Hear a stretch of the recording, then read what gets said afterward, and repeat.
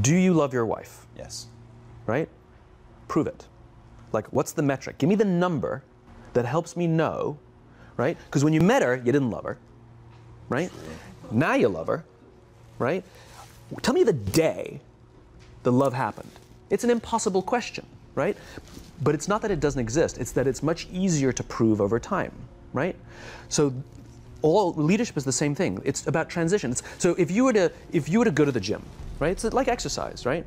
If you go to the gym and you work out and you come back and you look in the mirror, you will see nothing. And if you go to the gym the next day and you come back and you look in the mirror, you will see nothing, right?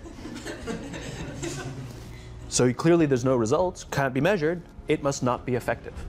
So we quit, right?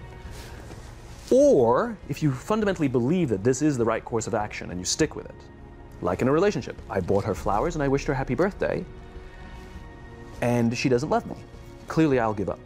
You know, that's not what happens. If you believe there's something there, you commit yourself to an act of service. You commit yourself to the regime, the exercise. You can screw it up. You can eat chocolate cake one day. You can skip a day or two.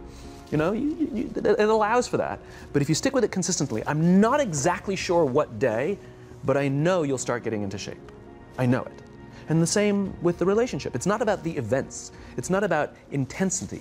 It's about consistency. Right? You go to the dentist twice a year, your teeth will fall out.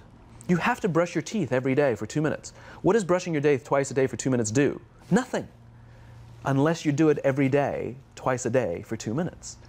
Right? It's the consistency. Going to the gym for 9 hours does not get you into shape. Working out every day for 20 minutes gets you into shape. So the problem is we treat leadership with intensity. We have a 2-day offsite, we invite a bunch of speakers, we give everybody a certificate. You're a leader, right? Those things are like going to the dentist. They're very important. They're good for reminding us or getting us back on track, learning new lessons. But it's the daily practice of all the monotonous, little, boring things like brushing your teeth that matter the most. She didn't fall in love with you because you remembered her birthday and bought her flowers on Valentine's Day. She fell in love with you because when you woke up in the morning, you said good morning to her before you checked your phone. She fell in love with you because when you went to the fridge to get yourself a drink, you got her one without even asking. She fell in love with you because when you had an amazing day at work and she came home and she had a terrible day at work, you didn't say, yeah, but let me tell you about my day. You sat and listened to her awful day and you didn't say a thing about your amazing day. This is why she fell in love with you. I can't tell you exactly what day, and it was no particular thing you did. It was the accumulation of all of those little things that she woke up one day and as if she pressed a button, she goes, I love him, right? Leadership is exactly the same. There's no event. There's no thing I can tell you you have to do that your people will trust you. It just doesn't work that way. It's an accumulation of lots and lots of little things that anyone by themselves is innocuous and useless.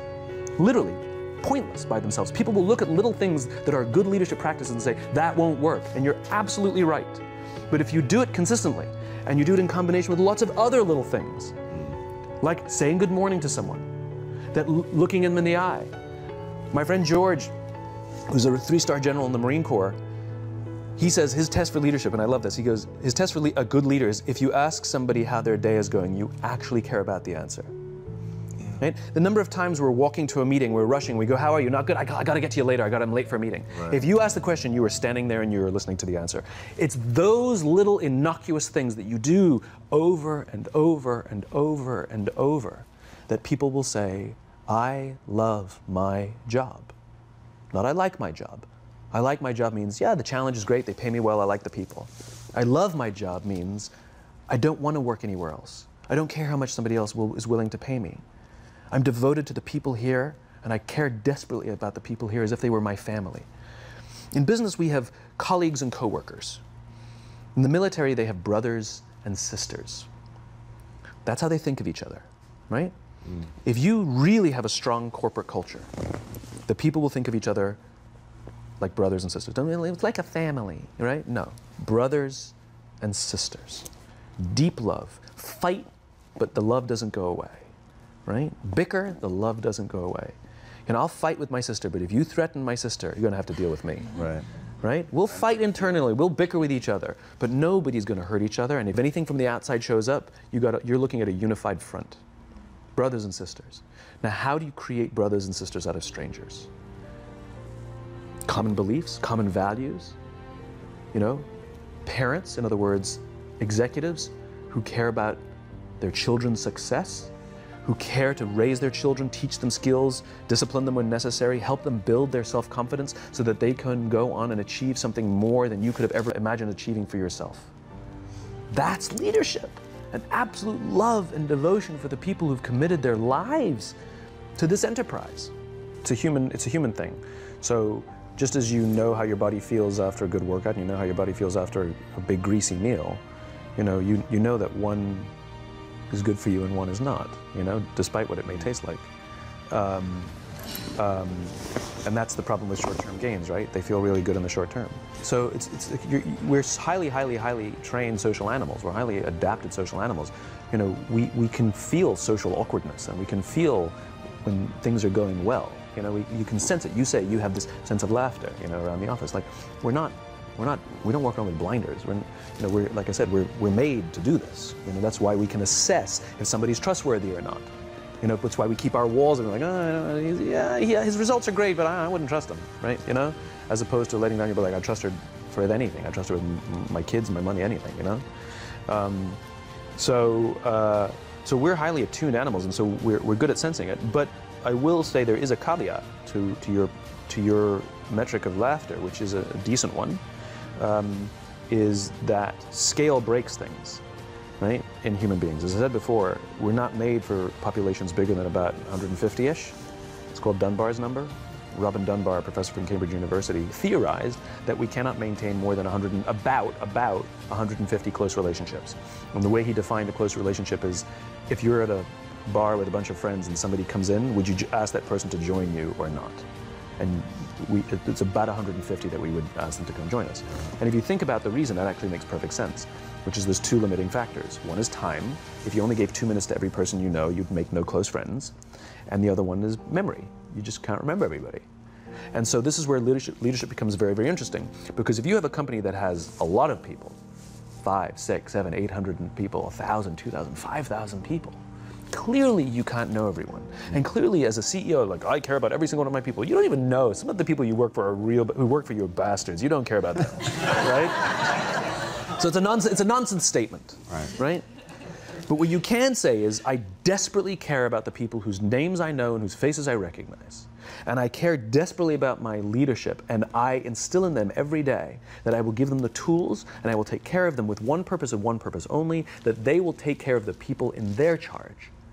And I want those people to take care of the people and instill in them that they take care of the people in their charge. And then by the time you get down to the masses, where the actual 1,000 exist, because of the seniors it's like 20, right? Where the real 1,000 exist, they feel about 150 of them can look to one of their direct leaders, to one of their direct managers, and say, that person cares about me. That's our boss, that's my leader. Not the leader, it's the CEO. That's my manager, my boss, my leader. Sometimes you get fired, sometimes you get in trouble, sometimes you'll lose your job, and the next guy will get all the credit. It's all true. And the courage to do the right thing in the face of overwhelming pressure, only the best leaders have that courage. Only the best leaders. And here's the folly. Courage is not some deep internal fortitude. You don't dig down deep and find the courage, right? It just doesn't exist. Courage is external. Our courage comes from the support we feel from others. In other words, when you feel that someone has your back, when you know that the day that you admit you can't do it, someone will be there and say, I got you. You can do this. That's what gives you the courage to do the difficult thing. It's not going off to an ashram by yourself somewhere for 4 weeks and coming back and finding the courage. It's not what happens. It's the relationships that we foster. It's the people around us who love us and care about us and believe in us. And when we have those relationships, we will find the courage to do the right thing. And when you act with courage, that in turn will inspire those in your organization to also act with courage. In other words, it's still an external thing. That's what inspiration is, right? I'm inspired to follow your example.